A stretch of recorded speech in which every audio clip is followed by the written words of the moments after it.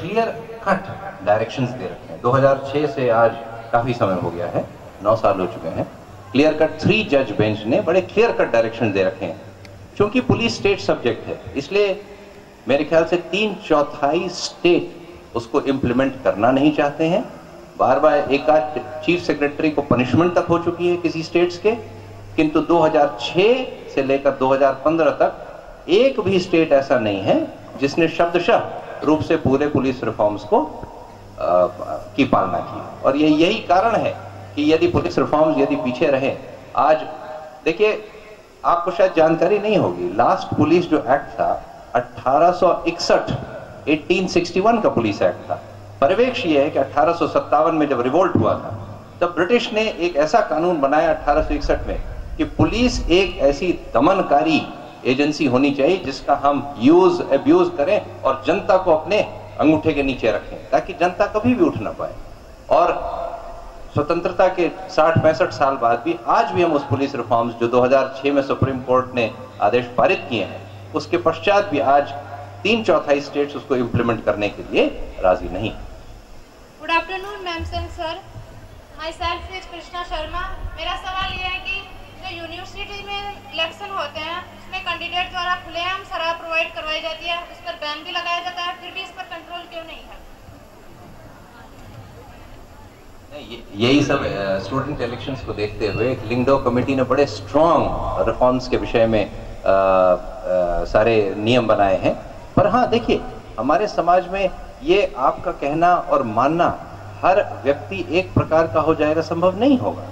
हमारे समाज में क्या इलेक्शन के कैंडिडेट्स हों, क्या मतदाता हों, हर प्रकार के लोग होंगे और हर प्रकार के लोग हर प्रकार के हथकंडे अपनाएंगे अपनी स्वार्थ सिद्धि के लिए।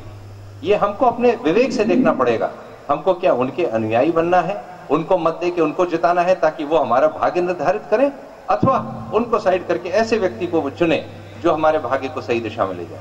सर, इसी संदर्भ में मैं एक प्रश्न पूछना चाहूंगी कि हम चुने तो तब जब हमारे पास सही कैंडिडेट सामने आए। अगर वो पार्टीज जिनको टिकट्स देती हैं वो ऑलरेडी क्रिमिनल रिकॉर्ड्स लिए हुए होते हैं, हमारे पास ऑप्शन ही नहीं होता, फिर हम कैसे चुने सही व्यक्ति?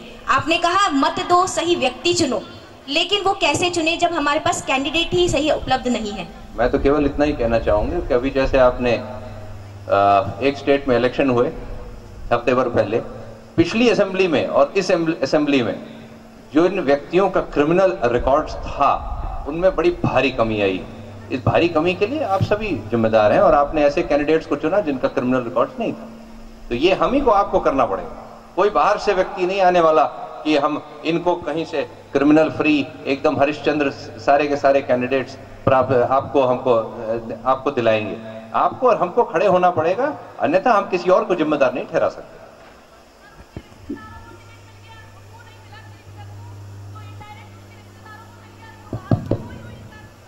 सर, मैं बताना चाहूंगी, मैडम कह रही हैं जो वो कह रही है, उनकी बात सुन ली।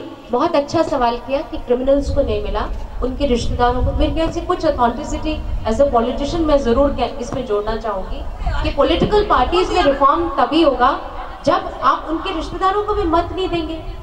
मतलब आप ये बिल्कुल स्पष्ट है, अगर वो क्रिमिनल है तो उन्हें आप मत दें, तब आप जाति के आधार पर वोट न दें, तब आप समाज की अन्य रचनाओं के आधार पर वोट मत दें, प्रलोभन के आधार पर वोट मत दें। जितना जितना आपका पॉलिटिकल इंडिफरेंस टूटेगा, यानी जैसा कि सर ने अभी बताया कि आपका नेता कौन हो ये आपको तय करना चाहिए ना, ये तय करने की उसकी जो क्वालिफिकेशंस है वो आप खुद तय करें। अब तो आपके पास में नोटा का अधिकार भी उपलब्ध है, इसलिए ऐसा कोई आपके गले पे छड़ी रख के मत नहीं दिलवाता। आप मत देते हैं क्योंकि या तो आपकी मतदाता होने की एजुकेशन कंप्लीट नहीं हुई, या तो फिर आप अपने मत का मूल्य नहीं जानते, या उसका परिष्कार नहीं करते, या तो आपको अपनी स्टेट या पॉलिटी में कोई इंटरेस्ट नहीं है। जब तक आप ये बातें नहीं बदलेंगे बाकी सब बातें बेकार है। आप खुद को बदलेंगे तो राजनेता बदल जाएंगे। मैडम, खुद को तो बदल लिया, एक्सक्यूज मी, हम वापस डाइवर्ट हो रहे हैं अपनी चर्चा के विषय से। सख्त जरूरत है। कौन बोल रहे हैं? मैं बोल रही हूँ। मैम प्लीज आप एक बार खड़े हो जाइए। मैम प्लीज एक बार आप खड़े हो जाइए और अपनी बात प्लीज स्पष्ट आवाज में हम तक पहुंचाइए। कौन है जो बोल रहे हैं? मैं देख नहीं पा रही। मैम मैं ये रही। हाँ बोलिए। मैम, क्रिमिनल के संबंधियों को भी टिकट नहीं दिया जाना चाहिए जो कि इन चुनावों में दिया गया था। बिल्कुल नहीं दिया जाता। मैडम बाबूलाल, नहीं नहीं, अपन विवाद नहीं करें, मैम हम संवाद चर्चा के करें। विषय से डाइवर्ट हो रहे हैं। नाम लेना उचित नहीं होगा। किसी के भाई को, किसी की बेटी को मैम हमारे बात से बिल्कुल सहमत है, प्लीज आज हम आपकी हमारी बात से चर्चा का बिल्कुल विषय सहमत है है एक भ्रमित युवा पीढ़ी, लेकिन हमारा हम आज इससे राजनीति चर्चा डाइवर्ट हो मैं रहे चाहती हैं। हूँ कि पुलिस के में सुधार तो चाहिए ही, लेकिन राजनीतिक सुधार की अत्यंत आवश्यकता है। बिल्कुल आपने ठीक कहा, राजनीतिक सुधार की आवश्यकता बिल्कुल जरूरी है। मैं आपसे पूरी तरह से सहमत हूँ। सुनिए, आप कौन है, अपना नाम बताइए। डॉक्टर नीलम जी, राजनीति में सुधार को केवल एक विवाद का विषय मत बनाइए, उसका कोई रूट भी निकालिए। आप सीधे राजनीति में आएंगे, जो सुधरे हुए लोग हैं उनको पॉलिटिकल प्रेशर से खड़ा करना और जिता कर लाना, ये आपकी जिम्मेदारी, इसको पूरा कीजिए। मैम हम चर्चा के विषय से थोड़ा सा डाइवर्ट हो गए थे। बच्ची ने क्वेश्चन पूछा था राजस्थान विश्वविद्यालय में चुनावों के दौरान शराब पार्टीज जो ऑफर की जाती हैं। मेरा ये कहना है कि आचार संहिता में हम छात्र संघ के चुनावों के उम्मीदवारों के पोस्टर्स पे तो आचार संहिता लगा देते हैं, क्यों नहीं इन शराब पार्टियों पे? लॉ एंड ऑर्डर की उस वक्त क्या रिस्पॉन्सिबिलिटी होती है? नहीं, देखिए जो गलत है उसको सही कहा नहीं जा सकता। जो गलत है सो गलत है। जहाँ भी खबर मिलती है करती है, लॉ एंड ऑर्डर मशीनरी उसके तरफ कार्रवाई करने की चेष्टा करती है। तो ये भी जान के रखिए कि हर तरह का आदमी हर तरह के ट्राइज टू कट्स कॉर्नर्स, कोई ना कोई अपना शॉर्टकट करके उल्टे सीधे करके अपने मतदाता को खिलाएगा पिलाएगा करेगा, पैसे देगा करेगा, जैसा कि आप हर प्रकार के इलेक्शन में देखते हो। हाँ, इस प्रकार की विसंगतियां हो सकती हैं, पर ये हाँ, जहाँ भी जानकारी होगी, जानकारी मिलती है, हम अपने कोशिश करते हैं अवश्य कार्रवाई करें और एकदम बिल्कुल निष्पक्षपूर्ण कार्रवाई करें। सर, चर्चा को आगे बढ़ाते हुए हम बताना चाहेंगे कि हमारे पास एक और प्रश्न उभर कर आया है, वो हमें पूछना चाहेंगी मैडम। सर, मैं डॉक्टर प्रतिभा सिंह, मेरा प्रश्न अभिभावकों की ओर से है। मैं ये जानना चाहती हूँ कि आज की शिक्षा प्रणाली में कितनी बदलाव की आवश्यकता है। हम तो सिर्फ अपने बच्चों को डॉक्टर और इंजीनियर कैसे बनाया जाए उसकी शिक्षा स्कूलों में कॉलेजों से प्राप्त करते हैं, लेकिन एक अच्छा इंसान उस व्यक्ति को कैसे बनाया जाए, उसमें वो मोरल वैल्यू, नैतिकता, सहनशीलता, इसके गुण किस प्रकार विकसित किया जाए। सर, मैं चाहती हूँ कि इसमें नैतिक शिक्षा का मुझे मालूम है कि ये लाया गया है, कुछ सेंट्रल स्कूल्स में इसको लागू भी किया गया है, लेकिन इसको बड़े पैमाने पर इसमें लाए जाने की आवश्यकता है। तो सर, आप इससे सहमत हैं? नहीं, मैं तो मात्र आंशिक रूप से सहमत हूं। एक केनेडी ने बड़ा फेमस स्टेटमेंट दिया था, do not ask what the country can do for you, ask what you can do for the country. आप ये बताइए कि केवल ये कहना कि आज हम बच्चों को सुशिक्षित करें, सुसंस्कार वाले करें, क्या हमारे बच्चों में आज इस तरह के बच्चे उपलब्ध नहीं हैं? मेरे ख्याल से ये तो बहुत बड़ी शिकायत होगी आज के जनरेशन से। आज का जनरेशन जितना पारंगत है अपनी शिक्षा में, अपने काबिलियत में, अपना विभिन्न क्षेत्रों में, मेरे ख्याल से ये नाइंसाफी होगी। और मेरे ख्याल से यदि हम खुद को तराशें, खुद को देखें, माँ बाप, अभिभावक, शिक्षक, सब लोग यदि मिल के चलें, मेरे ख्याल से शिक्षा पद्धति, हाँ माइनर चेंजेस वगैरह आप कर सकते हैं, पर इसी में से मेरे ख्याल से अच्छे से अच्छे बच्चे, अच्छे से अच्छे इंसान अवश्य उपलब्ध हैं और होते रहेंगे। मैं इसी विषय पर हमारे हिंगर मैम से भी उनकी राय जानना चाहूंगी कि वो इस विषय पर क्या कहना चाहेंगे। हमें मानसिकता में परिवर्तन करने की जरूरत है, और मानसिकता में परिवर्तन तभी होगा जब हम ज्ञानात्मक, भावनात्मक और क्रियात्मक रूप में परिवर्तित हों। एक दूसरे के आगे अंगुली कर देने से, जब अंगुली एक आगे करते हैं तो 3 अंगुली इधर भी आती है, इसलिए जरूरी है कि अपनी जो 3 अंगुलियां हमारी तरफ आई है उसमें परिवर्तन करें, एटीट्यूड में परिवर्तन करें, मनोवृत्तियों में परिवर्तन करें, हमारे अपनी कुशलताओं को पहचानने की कोशिश करें, मल्टीपल इंटेलिजेंस को पहचानने की कोशिश करें, और बुद्धि के साथ में इमोशनल IQ को डेवलप करने की जरूरत है। तो दोस्तों, कोई भी रास्ते में अड़चन आपका रास्ता नहीं रोकेगी। रास्ता भी आपके सामने है, मंजिल भी आपके सामने है। रास्ता चलने से कटता है, बैठने से और पूछने से नहीं कटता है। इसलिए जरूरी है कि हम अपनी मनोवृत्तियों में समय समय पर परिवर्तन करें, परिमार्जन करें और उनको उत्कर्ष करने की कोशिश करें। Thank you ma'am. मैम भी कुछ अपने विचार रखना चाहेंगे? ये सवाल पूछा था कि पेरेंट्स ने क्या करना चाहिए, ये सवाल था ना, पेरेंट्स की तरफ से सवाल था। आप जब रोल मॉडल बनते हैं जैसा आप हैं, तो आपको कुछ करने की जरूरत नहीं पड़ती। यहाँ दिक्कत ये है कि जो हम मन से कहते हैं वो करते नहीं है। जैसे मैंने पहले उदाहरण दिया, कहते हैं भ्रष्ट ना हो, लेकिन भ्रष्टाचार का सबसे पहला मौका मिलते, चाहे मानसिक रूप से छोटी से छोटी भ्रष्टता, छोटे से छोटा कॉम्प्रोमाइज करने में भी जरा नहीं चूकते। अगर हम खुद अपने बच्चों के सामने बेहतरीन रोल मॉडल बन के दिखाएंगे, शिक्षक के तौर पे, पेरेंट के तौर पे, तो कुछ शिक्षा देने की जरूरत ही नहीं। आप वही बनते हैं जो अल्टीमेटली समाज आपको बनाना चाहता है। अगर आप खुद ईमानदार हैं तो आपके बच्चे ईमानदारी का पाठ पढ़ने कहीं जाएंगे नहीं, वो आपसे ही सीख जाएंगे। Thank you ma'am. आपकी इस बात पे हम कह सकते हैं, it is not what is outside but what's inside that take you to the top.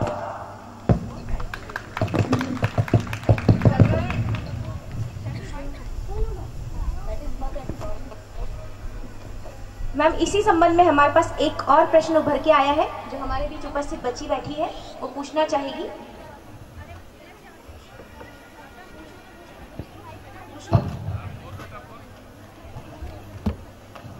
Hello ma'am sir, मेरा क्वेश्चन आप चारों से है। मैम, एक सोसाइटी में अगर आप रहते हो तो आप दो तरह की फैमिलीज देखते हो। एक वो फैमिली जो पेरेंट्स अपने बच्चों के आगे एक रोल मॉडल, जैसा कि आपने कहा, एक मॉडल पेरेंट्स बनकर उभरते हैं। दूसरी तरफ बहुत कंजर्वेटिव पेरेंट्स भी होते हैं जो बहुत पॉजिटिव होते हैं अपने बच्चों के लिए। मैम, मेरा क्वेश्चन ये है, बहुत सारे पेरेंट्स मॉडर्न बनकर भी हार जाते हैं और बहुत सारे पेरेंट्स पॉजिटिव और कंजर्वेटिव होकर भी जीत जाते हैं, तो उसमें बच्चे क्या करें?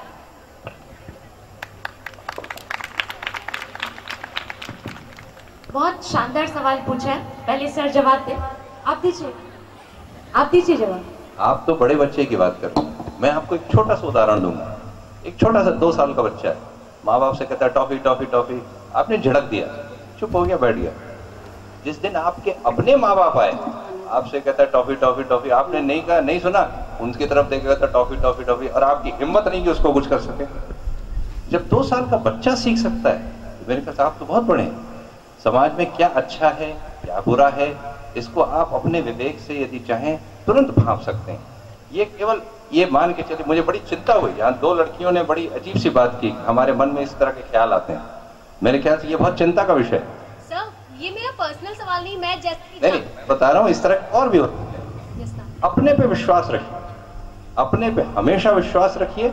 ये कहिए कि जो मैं कह रहा हूँ सही कह रहा हूँ अपने विवेक से, और मेरे ख्याल से इसी में मेरा भला है। यदि आप अपने पे विश्वास रखेंगे, मेरे ख्याल से माँ बाप भी आपकी पूरी तरीके से मदद करेंगे, आपको बिल्कुल पूरी तरह से मदद करेंगे, आपको अपनी दिशा में जाने के लिए जो संभव होगा प्रयास करेंगे, अपना सर्वस्व न्यौछावर भी करने को तैयार रहेंगे, यदि आप मेरे ख्याल से अपने सपनों को यदि उनको साकार करना चाहते हैं। अपने पे अवश्य विश्वास रखिए। आप स्वयं जिस दिन कंफ्यूज हुए, ये YouTube भी सक्सेसफुल होगा, पोर्नोग्राफी भी सक्सेसफुल होगी और AIB का नॉकआउट भी सक्सेसफुल होगा। जिस दिन आप में विश्वास रहा, आपके अच्छे संगे साथी रहे, आप जो भी अपना लक्ष्य मान के चलिएगा, दुनिया की कोई ताकत नहीं रोक पाएगी। फैमिली चाहे मॉडर्न हो या फिर पॉजिटिव, हम खुद अपने रास्ते खुद चुनते। You are support to your family and your family will also support you. केवल ब्लैक एंड व्हाइट में मत देखिए, दोनों एक दूसरे को। माँ बाप को इससे बड़ी खुशी नहीं होती है जब बच्चा अपना लक्ष्य की सिद्धि की ओर 95% लाता है, अच्छे कॉलेज में एडमिशन कराता है, एक्स्ट्रा करिकुलर में पार्ट लेके अव्वल आता है। माँ बाप को इससे बड़ी खुशी नहीं होती। और यदि उनको लगे कि मेरा बच्चा इस दिशा में अच्छा है और काबिल है, मेरे ख्याल से हमेशा सपोर्ट करें। But be confident of your self. एक चीज और जो 2 बच्चों ने कही, मैं उसके लिए फिर से कहना चाहूंगा, नहीं मुंह मत छिपाओ मैं केवल ये कहना चाहूंगा, जीवन की पराकाष्ठा केवल किसी एक कॉलेज में एडमिशन लेने से नहीं होती। जीवन एक बहुत लंबा सफर है। हमारे यहाँ एक एग्जाम्पल दो, एक लड़का सिपाही के इम्तिहान में फेल हो गया, डिप्टी SP के इम्तिहान में फेल हो गया, लोगों ने कहा क्या तुम नाकाबिल आदमी हो हर तरह, और IPS में पास हो गया। तो इसलिए ये मत सोचिए जिंदगी ने आपके लिए क्या अच्छा लिखा है, पर अपने पे विश्वास रखिए और अपने जो भी आप स्वप्न देखें उसकी तरफ चल बढ़िए, बिल्कुल आप हासिल करें। आपने ये सवाल पूछा था कि ट्रेडिशनल और मॉडर्न दोनों प्रकार, हालांकि आपको पंकज जी ने सेटिस्फाई कर दिया, लेकिन मैं फिर भी जोड़ूंगी। परिवार जो होता है, कई बार उन पेरेंट्स की जो वैल्यू होती है वो उन्होंने अपने पेरेंट्स से ली हुई होती है, उन्होंने अपने सराउंडिंग से सीखा होता है। तो आप अपनी ओर से भी तो संवाद कर सकते हैं। जो कभी पेरेंट्स को कन्वेंशनल लगता है और आपको सही लगता है, उस पर आप भी तो संवाद का रास्ता खोल सकते हैं। अगर आप संवाद करेंगे, हो सकता है आप पहली बार सक्सेसफुल नहीं हो, दूसरी बार नहीं हो, लेकिन परिवार में जब संवाद की परंपरा बनेगी तो आप अपने पेरेंट्स को अपनी बातों के लिए कन्विंस जरूर कर सकेंगे। हम सब लोगों ने जो अपना अलग रास्ता निकाला है, वो अपने पेरेंट्स को इसी प्रकार से कन्विंस करके निकाला है। तो मुझे लगता है, जैसे सर ने भी कहा, अपने सपने देखने की बिल्कुल तौफीक और अपने सपनों पर विश्वास। कई बार क्या होता है, खुद पे तो विश्वास बहुत पक्का होता है, लेकिन सपने पे विश्वास पक्का नहीं होता। अगर सपने पे विश्वास पक्का है तो सपना पूरा करने का रास्ता आप ढूंढ ही लेंगे। उसमें पेरेंट्स आपको इंस्ट्रूमेंटल जरूर बनेंगे, लेकिन एक बात देखिए कि आप धृष्टता पे मत उतरिए, पेरेंट्स के साथ संवाद जरूर कीजिए, पेरेंट्स भी आपके साथ संवाद करेंगे। यही तो हमारी ईस्टर्न वैल्यू सिस्टम की, भारतीय वैल्यू सिस्टम की खूबसूरती है कि यहाँ हम लोग ना तो पॉजिटिविस्ट है ना फेमिनिस्ट है, हम लोग फैमिलिस्ट हैं। Thank you.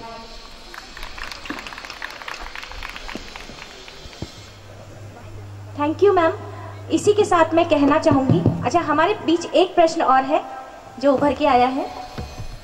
Hello, good afternoon ma'am and sir. My self captain Bela Malik, ex ANO of Bhavani Niketan Girls PG College and Department of